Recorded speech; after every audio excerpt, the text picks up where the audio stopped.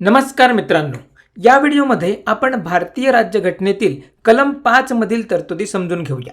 बघा मित्रांनो, सर्वप्रथम लक्षात घ्या की कलम 5 हा नागरिकत्वाशी संबंधित आहे आणि कलम 5, 6, 7 आणि 8 या कलमातील तरतुदी घटनेचा अंमल सुरू होताना कोण भारताचे नागरिक बनतील फक्त याबद्दलच तरतुदी सांगत आहे। त्यानंतर कोण भारताचे नागरिक असतील हे ठरवण्याचा अधिकार कलम 11 नुसार संसदेला दिला आहे। म्हणजेच राज्यघटनेनुसार घटनेची प्रथम अंमलबजावणी होत असताना म्हणजे 26 जानेवारी 1950 रोजी या 4 कलमातील व्यक्ती भारताच्या नागरिक बनल्या। तर हे लक्षात ठेवा, आयोग इथे आपल्याला ट्रॅपमध्ये अडकवू शकतो। मग आता कलम 5 मधील तरतुदी बघा।